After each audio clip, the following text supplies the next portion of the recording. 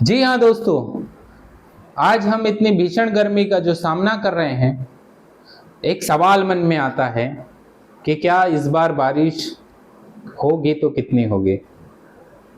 Indian meteorological सर्वे IMD, Indian meteorological department के सर्वे ये बताते हैं कि इस बार जो है मध्य प्रदेश, महाराष्ट्र, उत्तर प्रदेश, छत्तीसगढ़, भारत में कई ऐसे राज्यों में बारिश औसत से भी कम होने वाली है और कहीं खंड वर्षा होने वाली है।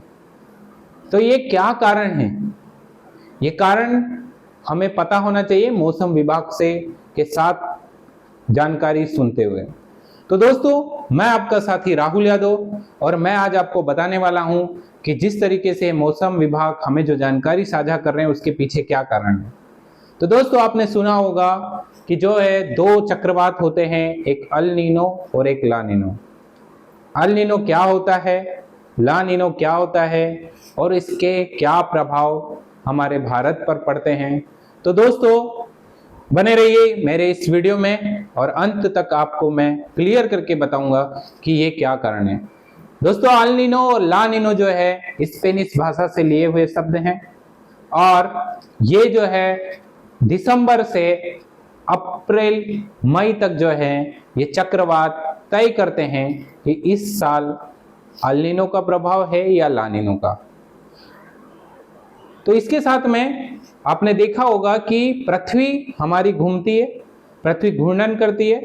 पृथ्वी जब हमारी घूमती है दोस्तों, तो ये पश्चिम से पूर्व दिशा में घूमती है और जब पश्चिम से पूर्व दिशा में घूमती है तो हवाएं इसके विपरीत होती है, यानी पूर्व से पश्चिम दिशा में चलती है। कैसे हम इसको समझेंगे? तो ऐसा समझ सकते हैं कि जब हम अपनी बाइक अगर पश्चिम से पूर्व दिशा की ओर चलाते हैं तो हमारे कपड़े जो है वो पूरब से पश्चिम दिशा में यानी उल्टी दिशा में हवा चलती है। ये आपने देखा होगा और ये आपने महसूस भी किया होगा। तो इसी तरीके से जब हवाएं पूरब से पश्चिम चलती है तो विषुवतीय धाराओं का निर्माण करती है और ये विषुवतीय धाराएं जो होती हैं ये क्या करती हैं कि पेरू तट के समानांतर जो है जब चलती है तो अल नीनो को प्रभावित करती है।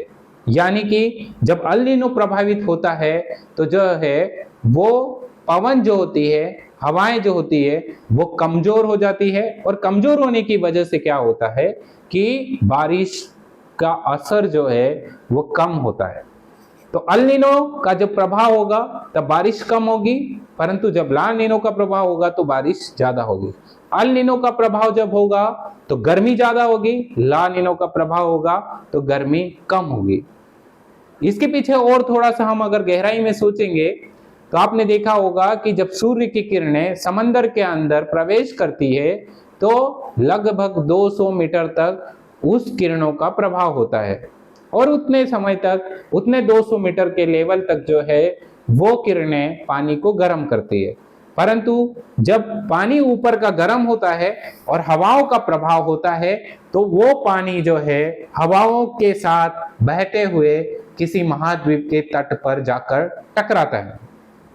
तो उस समय क्या होता है कि गर्म हवाएं जब गर्म पानी को किसी महाद्वीप के तट पर पश्चिम की ओर छोड़ती है तो नीचे जो पानी ठंडा होता है वो पानी जो है ऊपर उठता है और वो जो है पूर्व के तट पर आता है। यदि हम इसको भारत के नक्शे के साथ में देखेंगे तो अमेरिका, पश्चिम तट पर अमेरिका के ओर जब गर्म पानी, गर्म हवाएं छोड़ेंगे तो यानी ऑस्ट्रेलिया की तरफ जो है वो ठंडा माहौल होगा, ठंडा मौसम होगा। और जब ये होता है तब क्या होता है, लो प्रेशर क्रिएट होता है, लो प्रेशर और हाई प्रेशर। तो जहां पर लो प्रेशर होता है तो उस समय जो है पश्चिम में जो है ठंडा पड़ता है और उस ठंडे की वजह से जो है वो ठंडे की वजह से जो है बारिश का प्रभाव होता है। तो दोस्तों, आपको ये अल नीनो का प्रभाव समझ में आया होगा। अभी हमें करना क्या है? हमें करना होगा अल नीनो के प्रभाव से बचने के लिए जो है हमें प्रयास करना होगा, क्योंकि ये कैसे कर सकते हैं, तो हमें कम पानी वाली फसल लगाना होगा, हमें जो है वाटर हार्वेस्टिंग स्ट्रक्चर क्रिएट करना होगा, हमें जो है कम दिन वाली फसल लगाना होगा, और ज्यादा से ज्यादा जो है हमें इरिगेशन के जो फ्लड इरिगेशन है उसको रोकना होगा। तो ये सारी जो चीजें हैं हमें अल नीनो के प्रभाव से बचा सकती है। तो दोस्तों उम्मीद करता हूं आपको मेरा ये वीडियो अच्छा लगा होगा, अल नीनो का प्रभाव समझ में आया होगा। तो आप अल नीनो के प्रभाव को समझते हुए अपनी तैयारी जारी रखें। इसके लिए जो है इस साल बारिश कम होने वाली है, ये आप तय कर लें। कम बारिश की कैसे आप प्लानिंग कर सकते हैं, कैसे योजना बना सकते हैं, ये आपको तय करना है। और मैं सारे भारतवासियों से और सारे राज्यों से निवेदन करता हूं कि इस अल नीनो को ध्यान में रखते हुए अपने किसानों के साथ में इस साल की फसल की प्लानिंग की जाए। धन्यवाद साथियों, जय हिंद, जय भारत।